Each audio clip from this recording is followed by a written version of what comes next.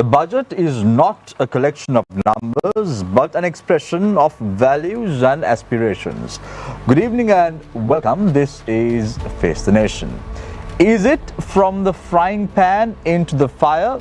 We are discussing about the budget 2024. Will it make you rich? Joining me this evening on the show to pose questions from our panelists is Niresh Thambi, on to my immediate right, a consultant English news director at Newsfirst. If you have questions, you too can join in as far as the conversation is concerned.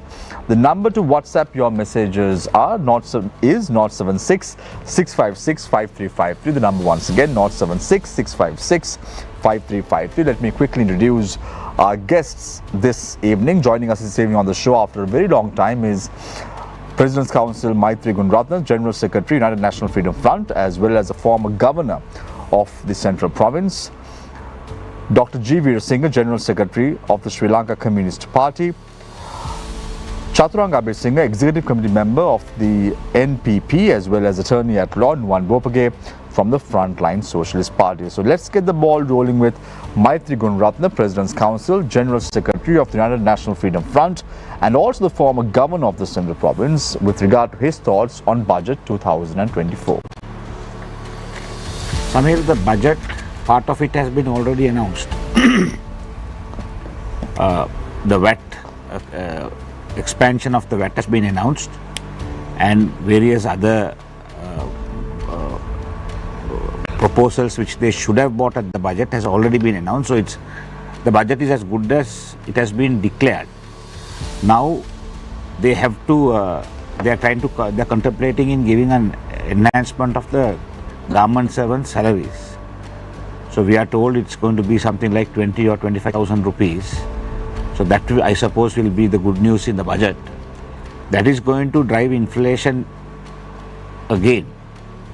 And if we do not focus on production, this budget does not focus on production, and production in Sri Lanka, and especially agricultural production, we are doomed. As it is, we are unable to meet our expenditure. We fall short of our expenditure. The only way this country can go forward is to increase our production, and thereafter we will have to place this country in a hub status. We'll have to bring in several hub statuses. One is we will have to make this, try to make this an IT hub, a tourism hub, a shipping and aviation hub, health hub, and since this is a Buddhist country and we have got a lot of following all over the world, this can be made into a religious hub. So if the government places us in this status, and we have a 2, 3, 4 year short-term and long-term plan, then we will be able to bring in the much needed foreign currency we are expecting. Otherwise, what is going to happen is we will be compelled to start borrowing, as we have done right now. IMF has come in, but notwithstanding the IMF coming and helping Sri Lanka, we are still continuing to borrow.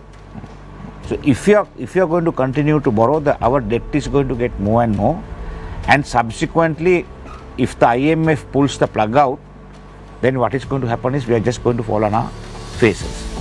So my take on this whole thing is this budget has to be focused on productivity-based budget.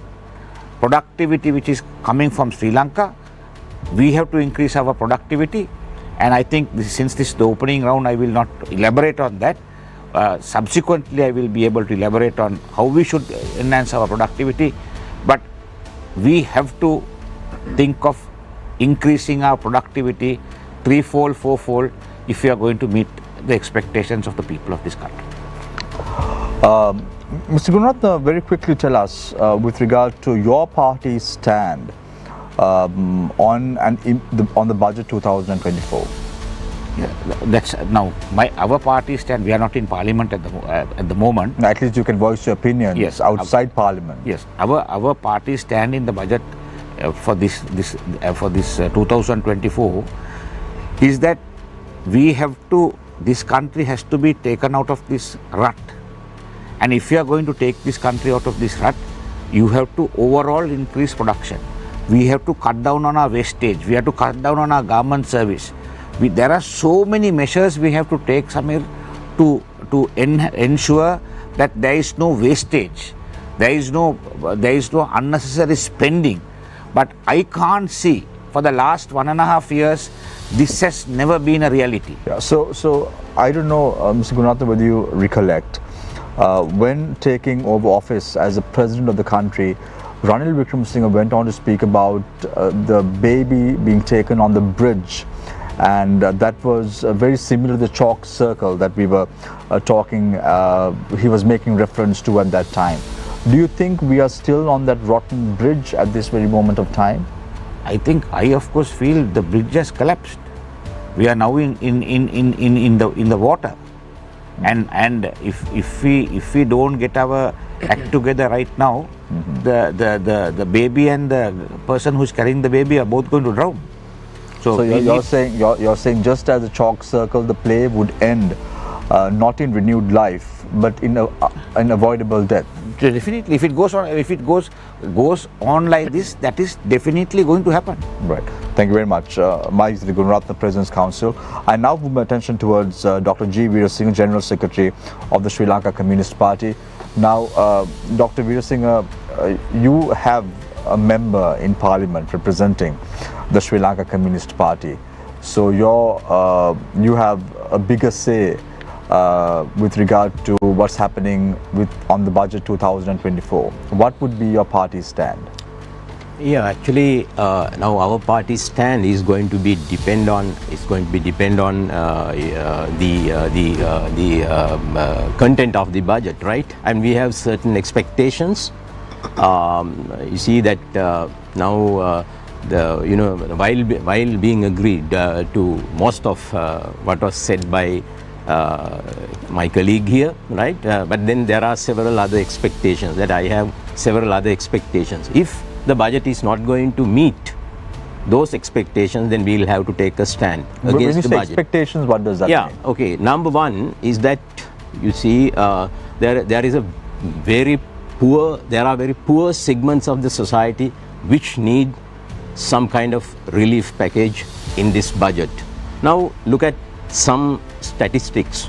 According to the UNICEF, right, there are about 5.7 million of people, including 2.3 million children, who need humanitarian assistance in this country. Okay. According to the Department of Census and Statistics, poorest 20% of households in the country generate around 17,500 rupees a month.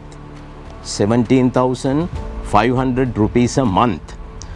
You see, then poorest 40% households generate around 27,000 rupees a month. Then if you just do a simple calculation, starting from the breakfast, right? For a simple breakfast, you see, for one person, if you spend 300 rupees and you put that into 30 days, that you need around 36,000 rupees for a family like that, for a family of 4 persons to have, simple breakfast. For same family to have lunch, they'll have to spend around 36,000. For the dinner, another 36,000, right? So, taking them together, they'll have to spend at least 120,000 rupees a month for a family of 4 persons to have simple 3 meals without eating meat, without eating fish. You see, but this is the situation. But then if you take the income, you see that, it's about around 27% of the families, they have around 17,500, you see, income. So you see that now, I mean, it is not only eating, right? I mean, they have to spend money on education, they have to spend money on various other things, school bags, pens, pencils, transport, health, for various other things. So, and if you go to estate sector, average income is around 46,000 or 47,000, 46,800 or 47,000 rupees, right? So their situation is dire, right? Their situation is dire. So I mean, coming back again to the same statistics, the poorest 20%, they have around 17,500 rupees a month they generate their income, households, and 60% of households, they have about 56,000, right, rupees a month. But they need to survive at least 120,000 rupees a month. So therefore, I expect, Communist Party of Sri Lanka expect, at least some kind of relief to these people, right? At least to provide a package of identified food items at an affordable cost. You see, without which, how can these people survive? Right, Dr. Veerasinghe, very quickly tell us, we'll get into nitty-gritties later on. Just for clarity, as far as this conversation is concerned, the Sri Lanka Communist Party representation in Parliament, who are you all supporting right now? Are you all sitting in the opposition, or are you all sitting with the government, or are you supporting in the opposition? Also, there are different clans like the Dalasal clan. We are in the opposition. So, in the opposition with the SJB or with the SLPP breakaway, or which? No, we Communist Party is in the opposition. Actually, we work with, that Uttar Lanka Sabhage or Supreme Lanka Coalition. That's a group of parties like National Freedom Front, Pivituru Elorume, then Democratic Left Front, then Yuthukama Jatika Sangvidhane, and Vijayadharani Jatika. These so this is the Dalasal clan and Dalas's group. Yeah. Right. Okay. Yeah. Right. Just to get some clarity on that. Thank you very much, Dr. G. Veerasinghe. I now move my attention towards Chaturanga Abhisinghe, Executive Committee member of the NPP. Chaturanga, you all have also some say in the opposition as far as your members of Parliament are concerned. So, what is the stand of the NPP on the budget? Basically, just before we get into the budget, it's very clear the audience should know these structural issues that was explained. One was the drop in or the reduction in our local production over the last 3 decades, and the inequality of income is what was explained. So these are structural issues that one budget, you can't expect solutions for a budget, right? So what we expect from a budget is a change of direction. There are 2 problems that is inherently in the country which has brought us to this point. One is the corruption or the corrupt political culture, and the wrong economic policies, which I will elaborate on the next round, right? So when it comes to the budget, if I can get a close view on this, so you see the recurring the budget, the recurring expenditure of the plan 2024 is 6 trillion, right? So we had a budget in 2023 also, right? What was the results? Now 800,000 people does not have electricity, which was disconnected. 500,000 people lost their jobs. Exports compared to last year's August has dropped by 12%. So the last year's budget has not done anything. So now are we to expect something magical from this one? No, because what we are seeing, it's in the same line of thinking. There are 30 ministries. They have just allocated the similar amounts to last year to each of these without no strategy. There's no strategy behind, there's no recovery designed around it. As clearly said, there's no production plan. There's no saying to the country what to produce, what are the industries we are going to improve. And obviously when it comes to the poorest of the country, right, the subsidies now cannot be reduced. Now there's a proposal to increase government servants salaries, right? So what's going to happen is this expenditure will keep moving.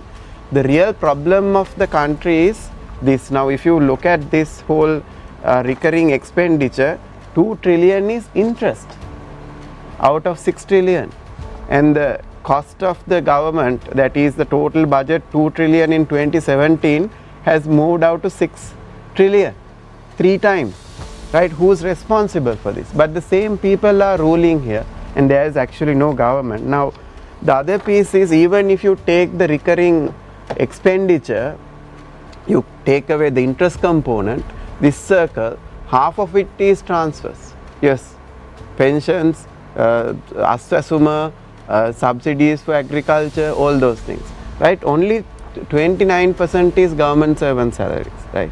If you take out of the total budget, government servant salaries is about 12%, right? So this is not the problem. The problem is the income. So actually, Sri Lanka is in huge trouble. So this year's government need 9 trillion cash, including capital repayments, right? This is what they budgeted in 2023, 3.1 trillion revenue, mostly tax, and they are only going to achieve 2.7 trillion, so which is again a false budget. Now, do we expect 2023 budget to be better? This revenue is going to go down because GDP is keep falling. So $74 billion of GDP has come down to $71 billion of GDP. So what they are only proposing as an income, income source, is an increase in VAT, right?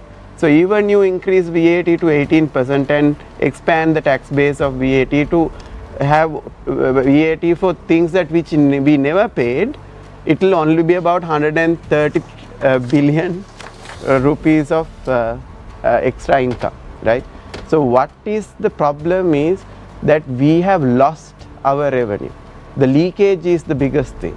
So from 2011 to 2022, the recoverable tax which is recorded in the books is close to 2 trillion,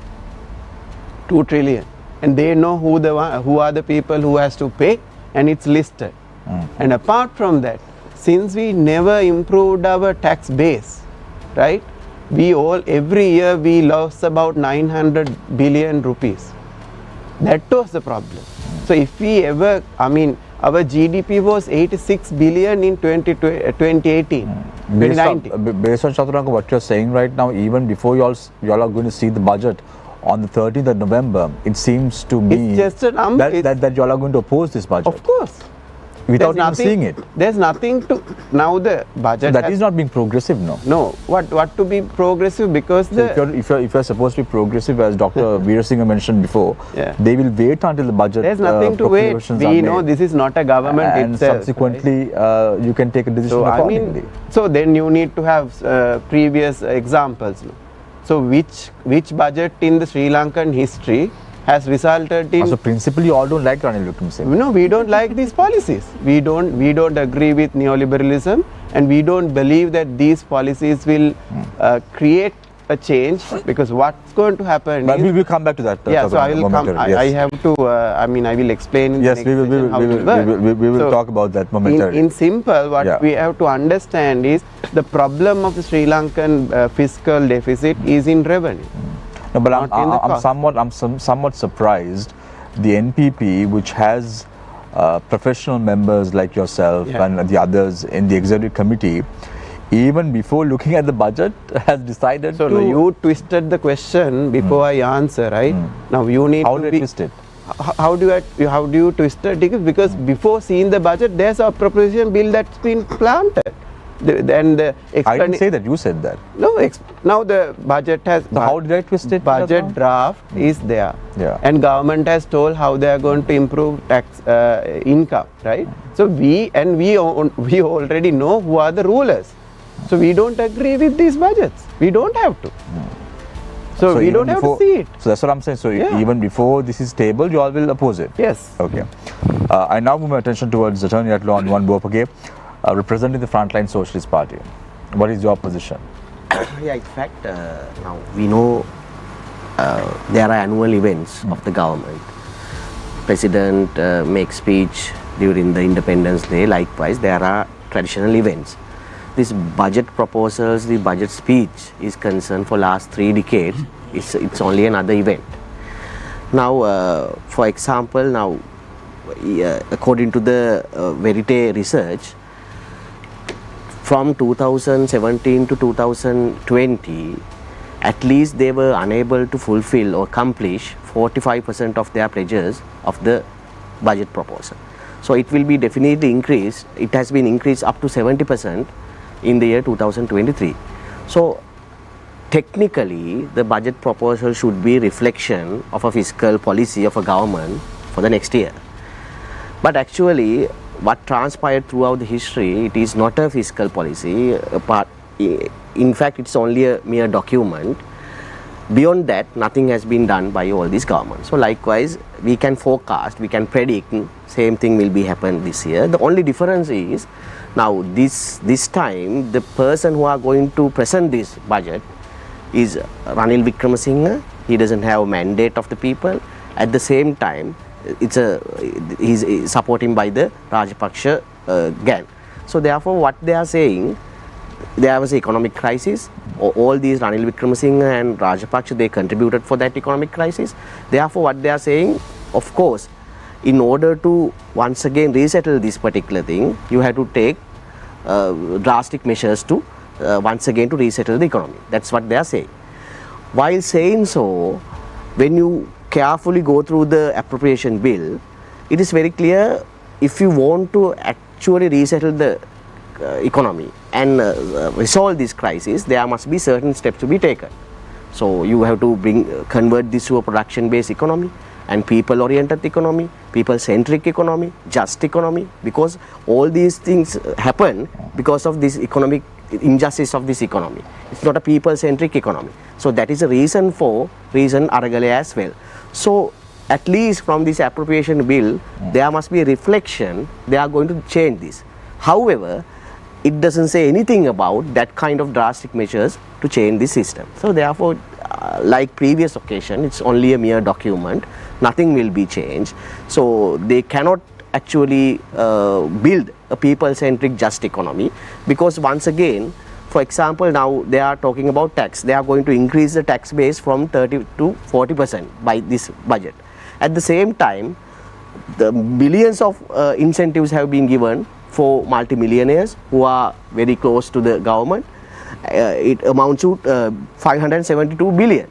So without actually taking this money to the economy, to the government, what they are showing, what they are imposing tax one after another, targeting the ordinary people. So therefore, it's very clear a group of gang is controlling this economy. So without considering the people who are actually take the burden of the economy, you know, there are around. So Nuwan, I just want to ask you a quick question. So you said that making a production-based economy is imperative. This is not easy. Making it a production-based economy takes time. May it be agriculture, may it be manufacturing, we need investments, we need to grow, we need to export. This is not an easy process. But right now, we need a quick fix for the country's economy. How do you suggest that we do this? Yeah, that's why now we have to go through this appropriation bill, then thereafter budget proposals. For instance, now here for industrial sector, they allocated 9 billion rupees. For agriculture, 9 billion rupees. Fisheries sector, 7 billion rupees. At the same time, the allocation for president, 6.6 billion rupees. At the same time, for defense, around 437 billion. So if you want to change this system, convert this economy to production-based economy, of course these calculations, these allocations cannot be there, because if that is so, you have to allocate more for industrial sector, fisheries sector, agriculture sector. That has not been done. Do you all believe in the intervention of the IMF? Of course. That's now, even though they have submitting budget proposal for the sake of to show that there's a traditional event as a budget proposal. In fact, everything is going behind the scene, and IMF only controlling this country. At the same time, the India, China. So now actually President went to China. We don't know what are the agreements they entered into. With India, they entered certain agreements. So of course, this is only a drama. Behind that, IMF and other imperial countries only controlling the country. You all agree with the intervention of the IMF? That was my question. No, we are not. You all don't? No. Right, okay, thank you very much. Attorney at Law Nuwan Bopage, Frontline Socialist Party. So let's open the questions, Neeraj.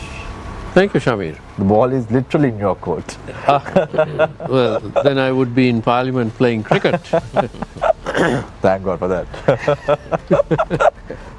So, Nuwan, let me ask you. You mentioned the budget allocations for various ministries.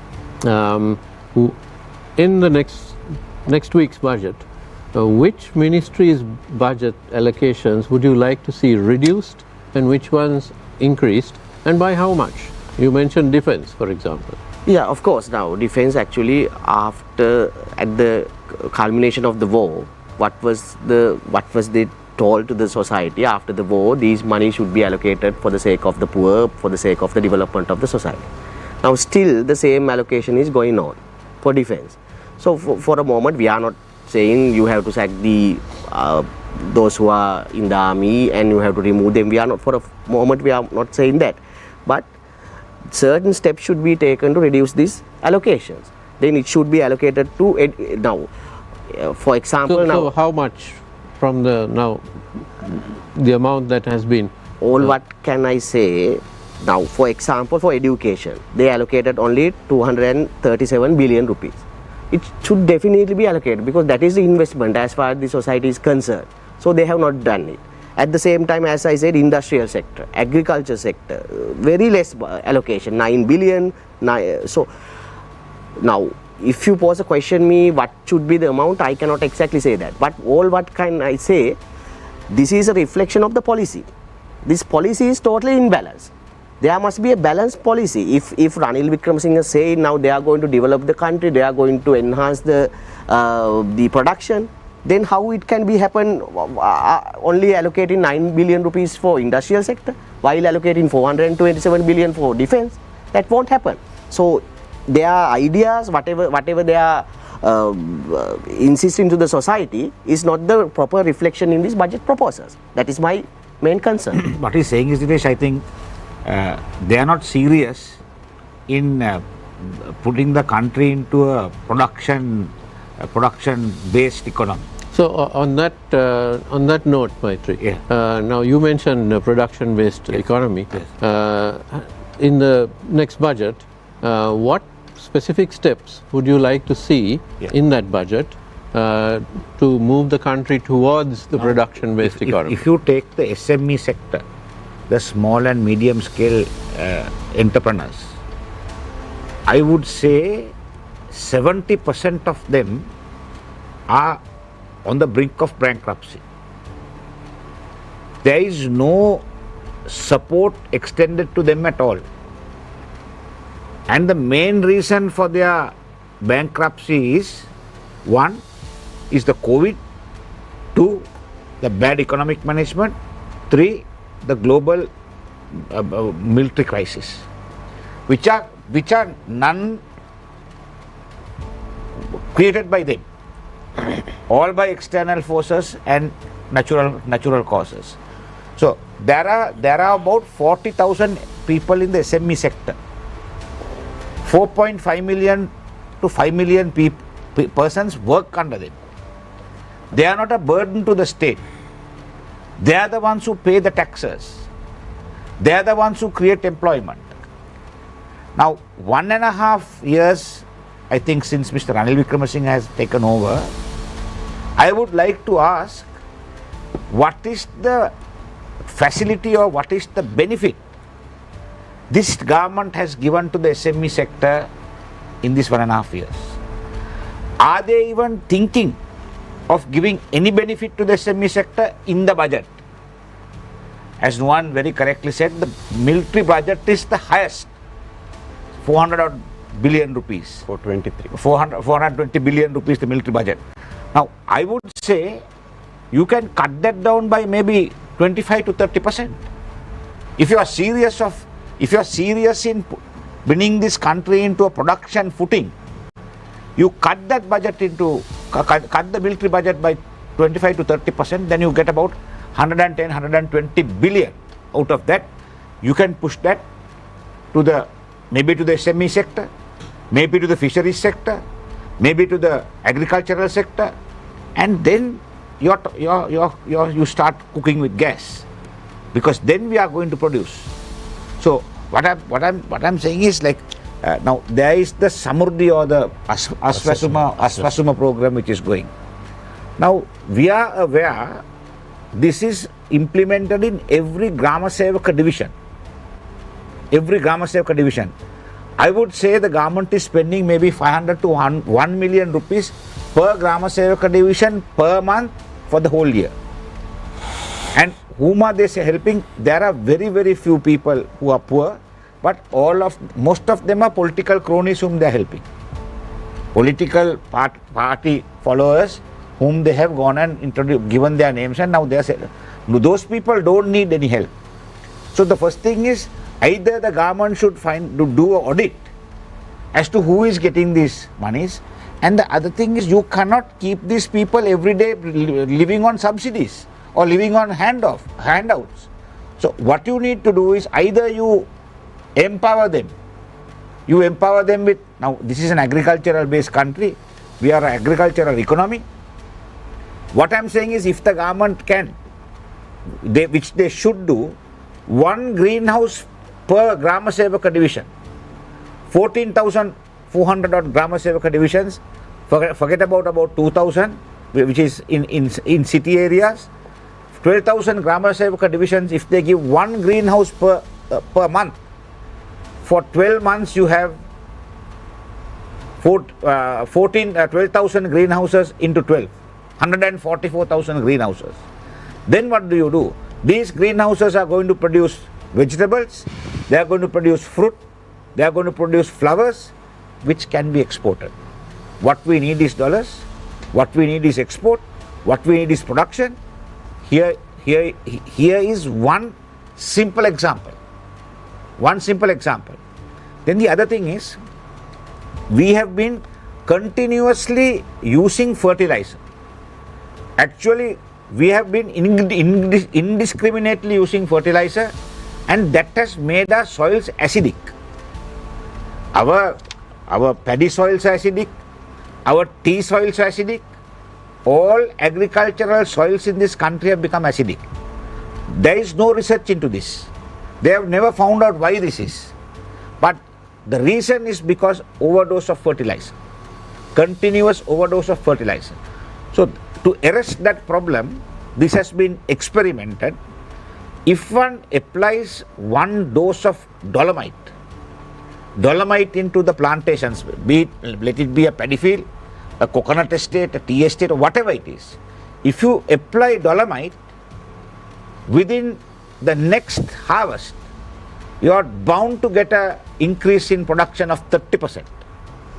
30%. Now this has been tried and tested. So if you do the second application of dolomite thereafter, you can increase up to 50%. So without wasting much money, by scientifically approaching the problem, planning how you are going to do it, then you will be able to very definitely increase production. Very definitely increase production. So what I am saying is, the government and all organizations, now the agriculture ministry has so many research organizations. Now the tea board has a tea research institute, rubber research institute, paddy research institute, agriculture research institute. What have these institutes for the last 10 years, what is the discoveries they have done? Novel discoveries where they can increase production. What are the recommendations? Nothing. But all these people are drawing government salaries, taxpayers are paying the money, and what are they delivering? Basically nothing. If you take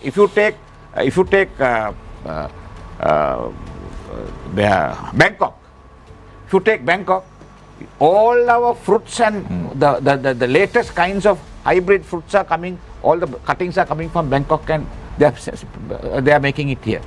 But we have not done any. Right. So you've covered the agricultural sector and agricultural exports, but let me ask Chaturanga, What about the industrial sector? We're talking factories and other industries and massive numbers of jobs. Yeah, so I mean, taking from this, we don't have priority industries named by Ranil Wickremesinghe. We need to understand this is the neoliberal policy. They don't want manufacturing here. He was talking about we should have a production economy. Ranil Wickremesinghe and IMF agenda is to kill manufacturing. They want a service economy which is not going to work for developing nations like us. Because you need the base of manufacturing. There are only 4 or 5 countries today resiliently facing the world because their manufacturing is strong. India, South Korea, Vietnam, Indonesia, Malaysia, China, they are resilient to all the economic problems in the world. Why? Because they are investing in production. Chinese government give 3% technology loans to their apparel sector. What do we get in apparel sector? We don't get the labor, we don't get the skill, we don't get the machinery, we don't get the technology, neither we get the market. There are few apparel companies who are doing well on their own. But specifically, now let's take the apparel sector of Sri Lanka.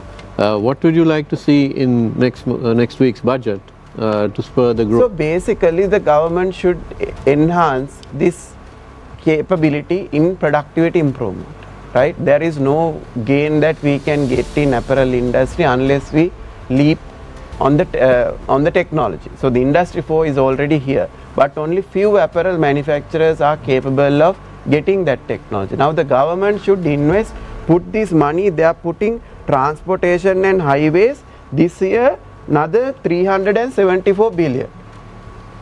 Industries 9 billion. IT 5 billion. Is there a policy behind this? Is there a strategy behind this? I agree, because the military might have people's cost, that means personal cost, but there should be capital cost inside that as well. We don't know yet. Right? You need a reallocation now. You need to uplift the industry. It's not only the apparel, the tea industry, small tea holders, right? 75% of the production. And if you take industrial sector, we have industrial exports again close to 1 billion. They are trying to produce and send things out of this country, and this Ranil Wickremesinghe is going and trying to sign free trade agreements, one-sided free trade agreements with Thailand and China. So no sooner you sign it, the production will end. Yeah, so Chaturanga, you spoke about the transport sector allocation. Yeah. If you look at the appropriation bill puts transport at 403.6 billion in 2024. And now it's very important to understand, doing a comparison with last year, because last year, that is 2023, was the most toughest years as far as Sri Lanka is concerned. At that time, it was at 394. 374. In that range, 394. I've got the results from the Treasury. It says 394 billion. So there is an increase in the transport sector. If you look at the agriculture industry that Maitri spoke about, last year, the allocation stood at 25 billion so for I the agriculture. said transport sector should not have got. Yes. I'm just do a quick comparison for the benefit of our viewers with the 2023 budget. So 25 billion was the agriculture allocation at 25 billion. It was 56. This year, 100 billion. 150. Over 100 billion. So there is a steep increase there. So what I'm trying to figure out is, how is the government trying to reduce expenditure when all the allocations that have been mentioned is above this year's budget? So the government has, that's what I said, so they have taken 30 ministries. There are ministers for that who would love to have all those budgets to them. So they have just extrapolated last year to this year, right? That's why I say there's no strategy. So you're saying there is no science behind it? There's no science behind it. The other piece is, we are clearly aware that none of the things that was proposed in 2023 happened. Even there was allocations, what did happen? No, but Maitri, the steep increase from 25 billion in 2023 to 100 plus billion in 2024 appropriation bill. That's a steep increase. Why is that? Samir, I think in 2022, No, but what I'm trying to figure out is, we are heading for an election year. Yes. So it's very important for the government to subsidize fertilizer and give out subsidies for the industry, for the agricultural sector. So is that why this number is high? no, but it cannot be in transport, no, Samir? No, this is in this this is is in agriculture. agriculture. 25 billion was the allocation in 2023. Yes. The appropriation bill puts it at 100.4 billion. No, so the government, I mean, they're having some plan of increasing production. The only thing is whether they know in which sector they are going to increase it. But 75 billion, No, this seems... that's not. I would say that's not enough. It has. They have to invest much more on agriculture because Samir, if you take the tea industry, now even during COVID, when the whole country was shut down, the tea industry is the only industry. Tea, rubber, and the coconut industries are the only industries which function. So, with Mr. Gotabaya Rajapaksa's banning of fertilizer, it killed all the industries, and it will take another 2 years to 3 years for it to recover, because no fertilizer was applied for about 1.5 years to 2 years. Right. So therefore, you need to rejuvenate the agricultural industry and bring it to back to at least the same amount of production before the fertilizer ban, or increase it. Because now, for instance, if we can increase our production in our tea, and if we can increase, if the tea board works and advertises our tea abroad and gets $1 more on our tea, $1 more on our tea, it completely... But the problem is, you are a tea man. You are a tea man.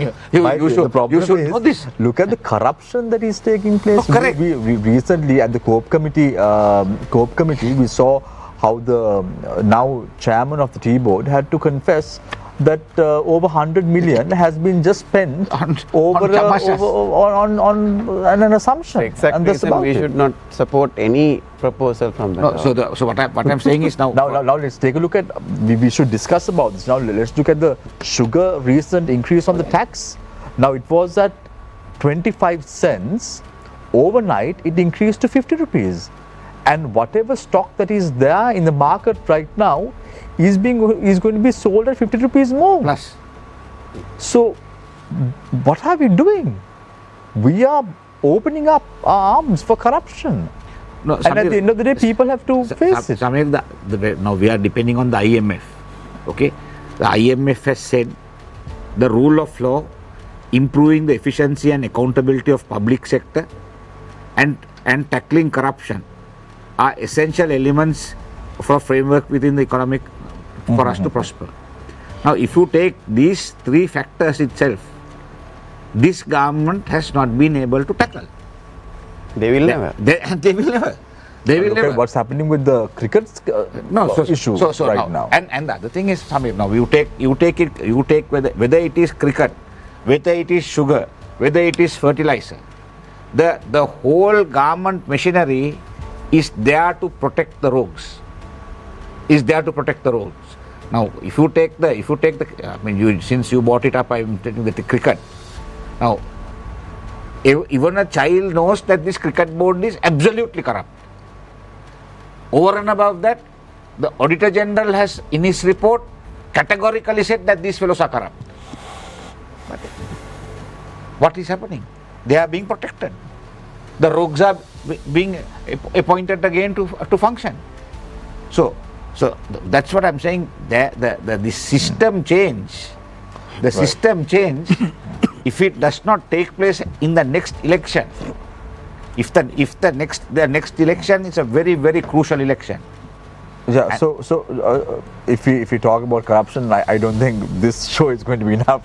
We have to have 2 or 3 shows back to back talking about the corruption that is taking place that has taken place in the last few months. That has eaten into the whole fabric of Sri Lankan economics and society. Right. The corruption.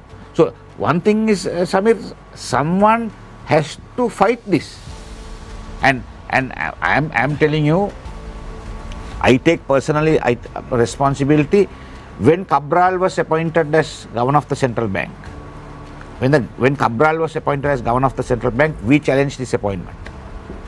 But unfortunately, the courts thought that didn't have any merit. If for some stroke of luck, the court thought that it was a valid argument and held with us, Cabral would have never been appointed the governor of the central bank, and maybe we would have avoided this collapse at that time. Right. So I can give numerous occasions. Right. I can give numerous occasions where even our judiciary has not stood up to the expectation of the people of this country. Because you are a President's Council, Mr. Gunrath, I don't think I have to remind you that you will have to take full responsibility. I definitely will take responsibility, and I will not bat an eyelid to call a spade a spade. Dr. Veer Singh, now Maitri spoke about increasing the salaries of the state sector employees by 20,000, 25,000 rupees. This has been making the rounds on social media, and we saw even Vajra Abhigunawardena, who is a close associate of President Ranil Wickremesinghe, had said that there would be a significant increase for the state sector employees. Now my point is, how are you going to increase the salaries of the state sector employees by 20,000 rupees when the IMF has clearly stated that we have to reduce our expenditure next year? What is the magic wand the government is having? What are they going to pull out of the black hat this time? You see, if you can remember what I said in my first round, right? I am for giving relief to people, because now we have spoken here about the crisis. Actually, we are in a crisis which we have never seen in our lifetime, right? But you want to overcome this crisis in a short period of time, right? It will continue, right, for a long time. And government has stated that bankruptcy will continue up to 2026. Ranil Wickremesinghe said that, right? So you see that until we recover from the crisis, we take various actions to improve the economy, they say, right? Okay, and we are going to recover, but and we are taking a lot of restructuring and lot of other things we are doing to overcome the crisis. No, but until you overcome, people have to survive. Yeah, but the problem people have to survive. Let me finish. People have to survive. I gave you the income levels given by the Department of Census and Statistics. You see, you can't live. Yeah, so you can't live with this kind of, and the government servants also are the same. Yeah, Dr. Veer Singh, my point is, now we all know that the state sector is very bloated in the country. There is so much of extra fat that needs to be cut out. Now, if the government in power is only looking at the grievances of the public sector, is that fair? No, not really. Now look at the private sector. The private sector is taking a pay tax cut of up to 36%. In the government sector also. Yeah, in the government sector also. But just imagine if this 20,000 rupees or 25,000 rupees is slapped on the salaries of the state sector employees. Who's funding them? No, Shamir, my point is not the amount. My point is not the amount, and you don't have to go by what is being assumed by various people. We are not sure of.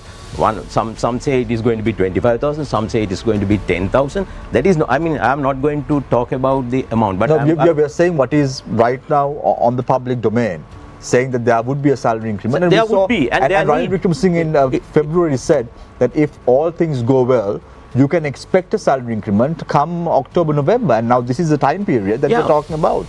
Definitely. Are things going well? Definitely there should be. No, definitely there should be a salary increase for the government employees. So what about the private sector? Why not for the private sector also? You see, my point is, Shamira, here that you are not going to overcome this crisis overnight. There are no quick fixes, right? No, so Dr. so therefore, no, it's easy to say all this, but let's look not at the easy. practical. It's very difficult. Let's look at the practical aspect of it. I want to drag your attention to all four panelists, to the IMF report that was issued on the 27th of September 2023, after the high-level visit took place by Mr. Peter Brewers. He's saying sustaining the reform momentum is critical to put the economy on a path towards lasting recovery and stable and inclusive economic growth.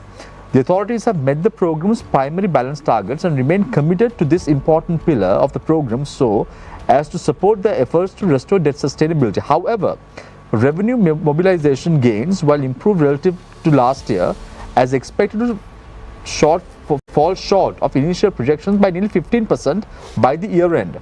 This could weaken the government's ability to provide essential public services and undermine the path towards debt sustainability. To increase revenues and signal better governance, it's important to strengthen tax administration, remove tax exemptions, and actively eliminate tax evasion. What does it say? No. It says that we have to tighten our belts even further. No, you see, I mean, but very simple. This is not rocket science. It's plain English. You see, now what they have said is, we have been spoken for last so many years.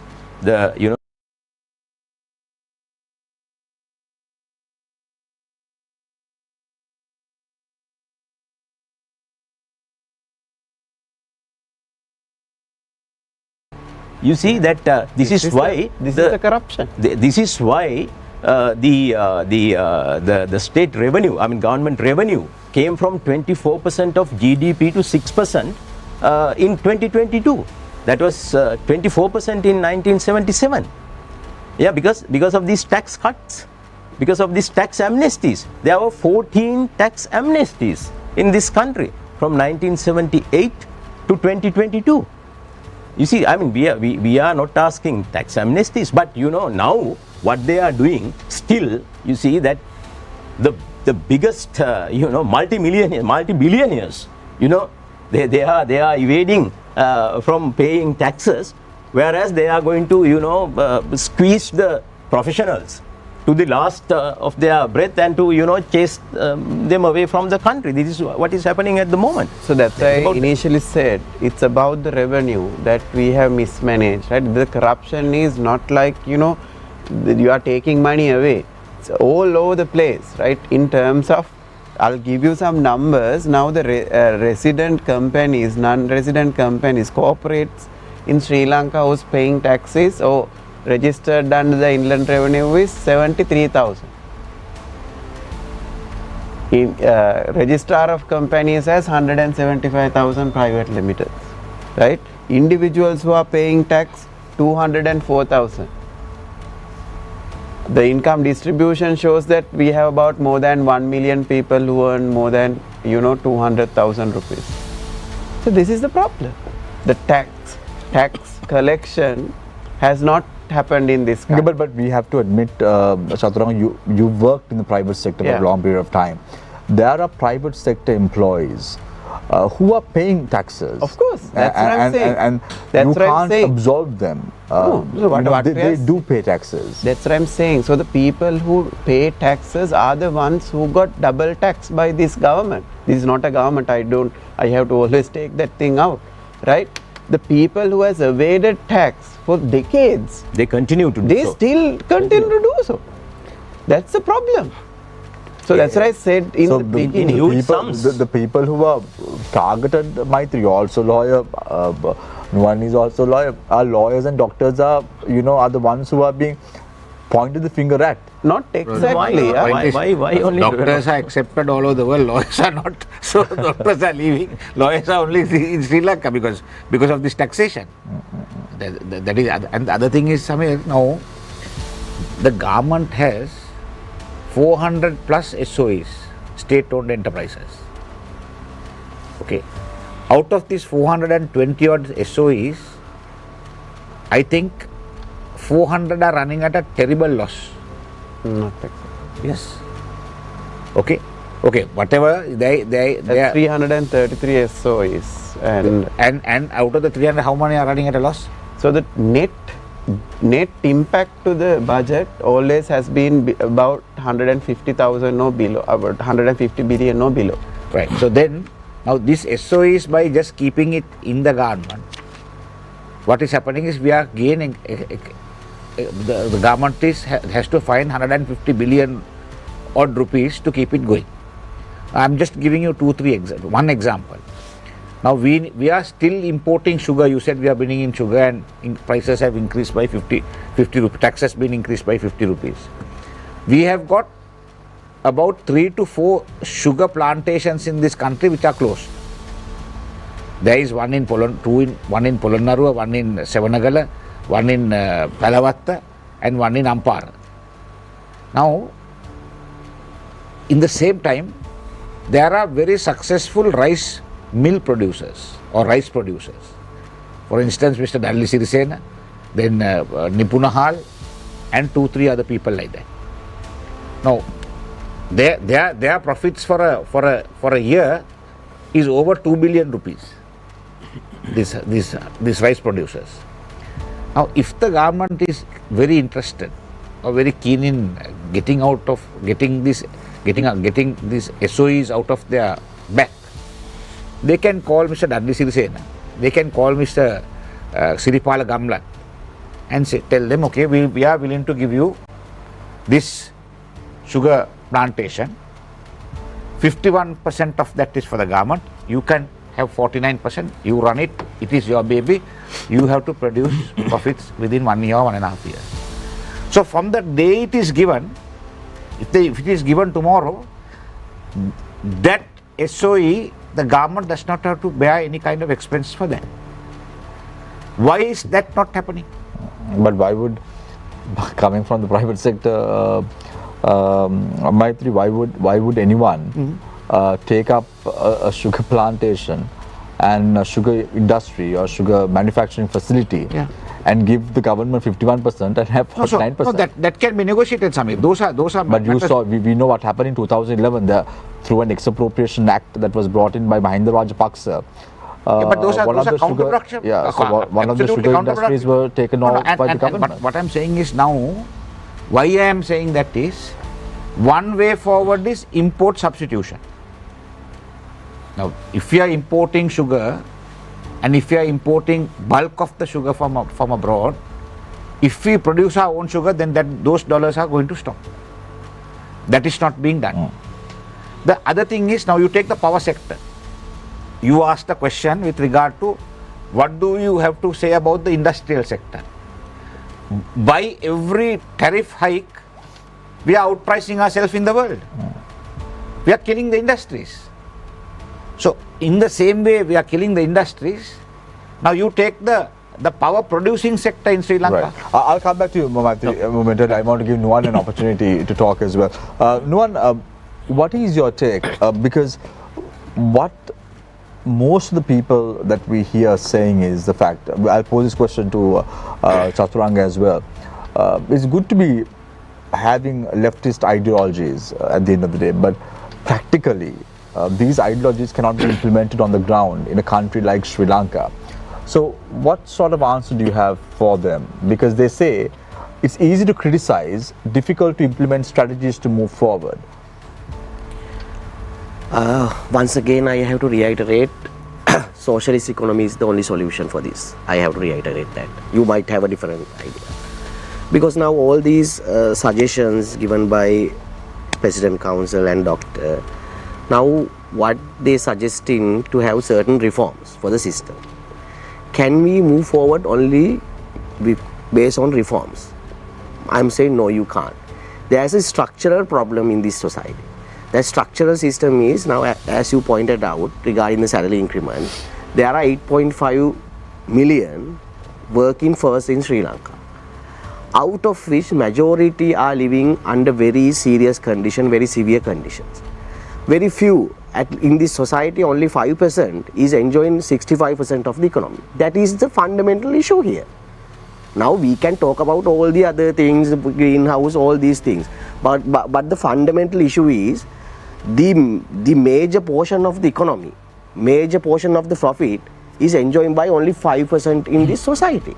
So in a society like that, can we, without iron out this social disparity, can we think about the development? Development sense. How many social economies are there in the world?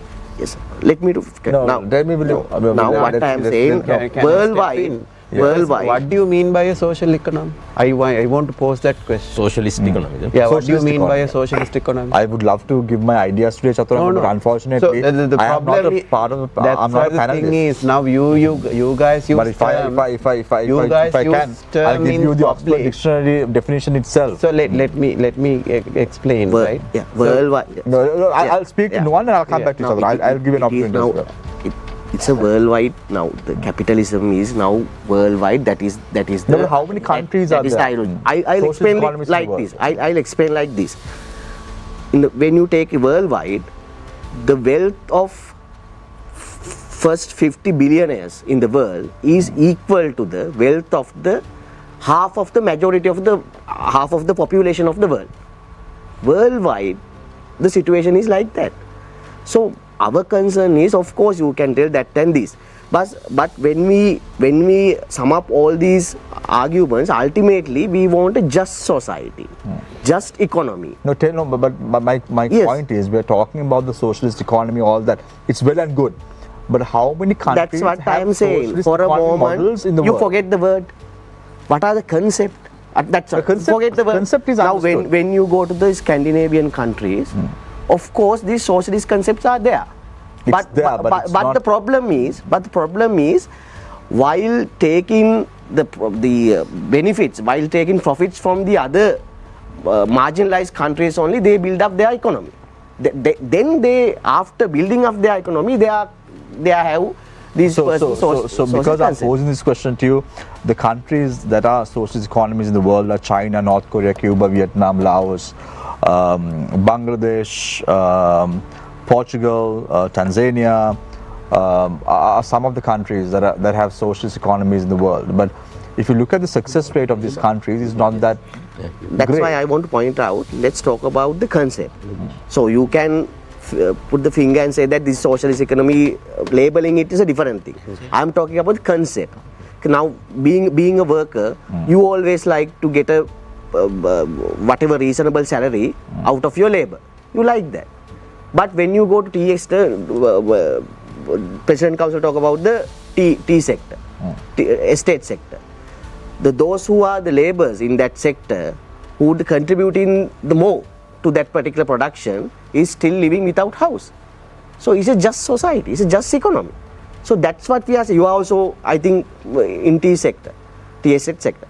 So our concern is that being socialist economy, what we are the benefit of the economy should be goes to the working class, people who are actually giving their effort to build up this economy. Now, for instance, but- I think but- Chaturanga is working in apparel sector. Yeah. Sri Lanka is concerned around 5 billion, more than 5 billion rupees basically coming from apparel sector. Dollars.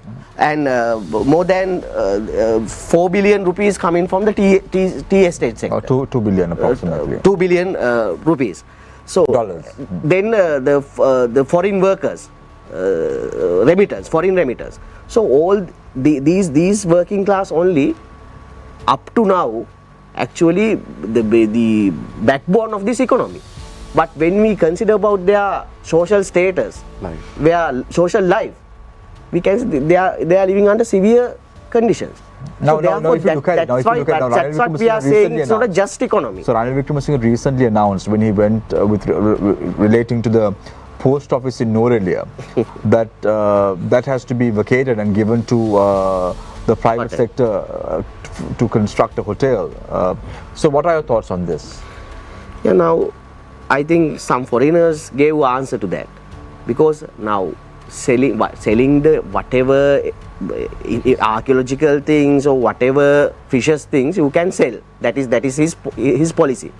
But now I am for a moment actually we need not to talk about Ranil Wickremesinghe. We know his policy from the year 2022. What I am saying, the question you posed to me, now here, now using the disaster, what they are going to implement disaster capitalism here. That has been happening on various countries. They are pointing out disaster and going to start all the other reforms, for example, privatization, selling public assets. That's So what they do are you going. suggest that we can do? That's what I asked you Of before. course, now let's say from the- now let's say we are in this rut at this very moment of time.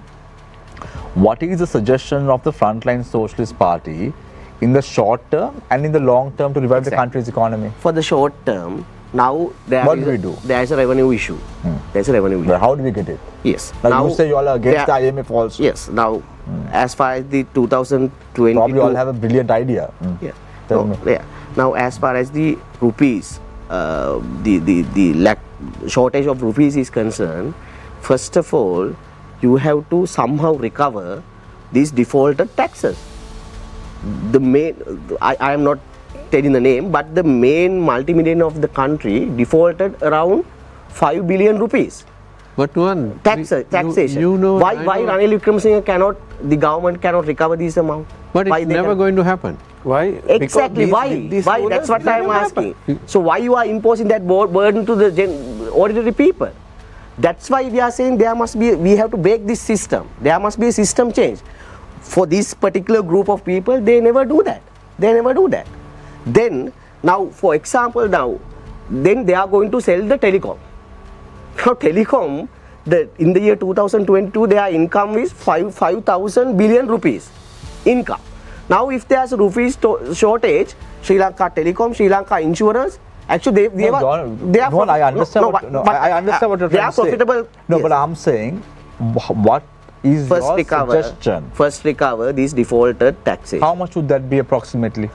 It more than to 2022 10 billion? 572 10 billion rupees. 572 billion rupees.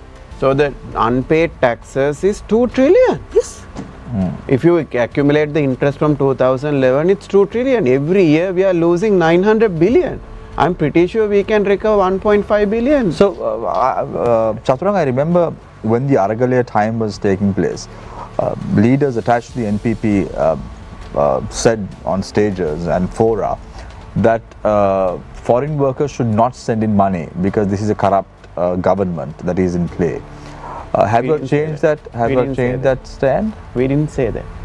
We said they might not. And they might not. No, Is that what right? you all said? Yeah. So in terms of I want to get back to your previous question. I need 5 minutes to explain this, right? So I'll give you a few minutes. I can't give you 5 minutes, but I'll give you a few the minutes. development strategies in the world is one. There's no different development strategies, whether it's socialist or capitalist. The countries have created production and taken portion of the global economy. There are 67 OECD countries which are considered developed. More than half is colonial economies. He said right. They have grabbed our wealth and they already had capital for them to start off. And there are few countries who has won the world. The countries I told earlier about the South Koreas, the Vietnams, the Indonesias, the Indias and the Chinas. What did they do? They decided what they should produce and how they take the world economy, and they supported their manufacturing. They reduced their cost of manufacturing. They protected their SME sector and created their economies what they are today. And they have used the government, SOEs to reduce the cost of manufacturing. They have used the private sector for growth. They have used cooperative sector to bring fairness. So the world is now talking about the solidarity economics. Why are we talking about only the private sector? It doesn't work. The neoliberalism doesn't work. It's not about socialist or capitalist, right? There should be social equity in everything that we do. So why the government is there? There is a system that happens, right?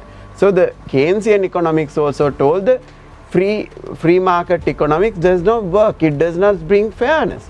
So the government needs to intervene in full production. Government need to intervene in labor rights. Government need to intervene in giving public goods. And all these countries we are saying has developed after they passed $15,000, after they got their social capital high, they got rid of SOEs, yes. They got rid of the public sector. They opened the market. Yeah, when they are there, when their countries develop, they can do that, but we can't do it. So we have to use those tools to develop. So what is the way out? I want to ask the four of you. We're talking about budget 2024. In your opinion, Nuwan, what sort of changes do you envisage to see on the 13th of November 2023, just a few days from now? Yeah, in fact, first of all, we have to get rid from this delusion. These budget proposals will change something in the society, because nothing will be changed. It's very clear, the same thing will be continued. So what I am inviting the people, we know we had that experience of Aragale a few years, 1 year back. So what are the demands of the Aragale? The demands of the Aragale, first of all, to establish the democracy. It is very important. Now actually they have postponed the elections, and recent bill, the online safety bill, and now ATA is going to be brought once again. So they are actually folding this particular democracy. Therefore, first of all, we have to give, people have to come out and fight for the democracy. Then, in fact, as I pointed out, 8.5 million people only hold in this economy, strength in this economy. That's a working class. Then working class come forward, then there must be a unity among the working class, because whatever said and done by this particular government and the politicians and elite class, ultimately the economy run by this 8.5 million working class. So they have to come forward, and if we are thinking about the development of the society, if we are thinking about the better future, actually everything could be done to this working class. Therefore the working class must come forward, and they only can develop this country, and they only can strengthen this economy. So when you say come forward, what does that mean? Exactly. Now another Aragale? No, actually not only Aragale, there are various means and means. For example, now we talk about the production based economy. If we are enhancing production, who could do that? This working class. So in that sense, they only could, but only thing is the assurance should be given, benefits should be distributed among the working class. Why they are dissatisfied? They are dissatisfied, even though they work, they don't pay for that. So some elite class is stealing their money. So if we are giving that assurance, no benefit should be distributed equally among the working class in accordance with their labor, of course they will work. So therefore the working class come forward, and they must take the responsibility of this economy. Then only we can develop this country. This budget proposal is only a delusion that cannot, it won't change anything. So we need a system change. So for that we should fight together. That's what my message. Chaturanga? Yeah, so in terms of going forward from today on, first is the collection of the due taxes. There's no other way out. And I try to prove you the tax revenue is not going to be enough to save this country. We have to add non-tax revenue as well. Government has to strengthen the SOEs and keep those profits flowing into the government, which Ranil Wickremesinghe is throwing those things away. That's two. Thirdly, the government has to announce to the country with this budget, these are the priority industries that we are going to focus. I'm pretty sure Ranil Wickremesinghe is not going to utter a word about it, because their whole strategy is to kill SME sector and manufacturing, right? And even agriculture. And then the other piece is... But my question is, Chaturanga, why would Ranil Wickremesinghe do that, very well knowing that he is going to contest the next election as a presidential candidate? Yeah, how do you know? No, I don't know, I'm just asking. No, I'm just posing the question. no, to you. because it's... You never know, I don't know. Samir is his advisor. Shami, it's the thing If I was, I would advise him better, trust because me. his policy is known to the world. It's not his policy. It's a playbook of neoliberalism. It ensures the assets are sold and labor is the only source of income for those countries, middle income countries. It's called middle income trap. So what we will be left, you and I will be left, your children and my children will be left with providing labor to the world. We will be left with giving our land and natural resources to few of the capital investments. That's it. That's the whole strategy of Ranil. Ranil is just finalizing all these deeds within these few months. So we have to get him out as soon as possible. We can't even probably wait till next year even, right? at the rate he's going, because he's going to sell the water before he goes, he's going to sell all the gem lands before he goes, he's going to sell all the SOEs before he goes, he's going to sell all the land outright before he goes. This is the agenda from his uncle's time. This is the agenda of IMF. This is the agenda what they propose to developing nations. There are few developing nations which skip this with the strength of the people. As Nuan said, we have to get the people rallying around, 8.5 billion people, and mind you, it's not the people who are in the factories. You and I are workers also. Labor, we are labor. We don't have anything else. We give either our mind time or our physical strength, and we get a month-end salary. If you are a CEO, you are labor. You should fight on the May 1st on the rights. What is this? Right? We are getting exploited day by day, and we are getting taxed day by day. Our public services are not given to us. So tell me, what is the position of the NPP with regard to the pay tax structure? So we think it should be fair. We propose 24% maximum for anybody who is working as an employee. Right? It should not go to 36% because it's labor. Right? And also the threshold to come down to 250,000. So that is our proposal. Because it's labor. You can't tax labor. What's happening now? We are paying tax. And we are paying for our education, right. We are paying for health, we are paying for transportation. The living standards of labor is coming down drastically. So this is what needs to happen in this budget. And obviously it's not going to happen because we know who Ranil Wickremesinghe is. Sabri, is it the last round? Yeah, this is the last round. So, Dr. Veer Singh. Yeah, from where I stopped in my first round, actually I expect from the budget, the priority should be to provide some relief to the poorest sections of the society, because we want to make sure that people can live, without dying. There is no point in achieving all the reforms and all these things what they are talking of if half the population is dead and gone, right? So that is one thing. But then, of course, in my view, health and education should come next priorities, right? After which, what I say is, I agree that the budget should try to take a stand towards the production economy, as it was explained by all our colleagues here, right?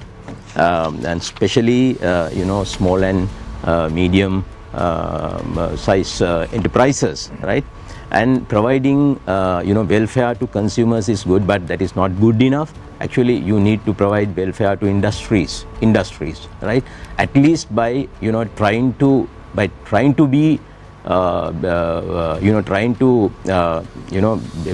provide price stability, at least in certain things like energy and some other things. Otherwise, you won't be able to encourage the industries, right?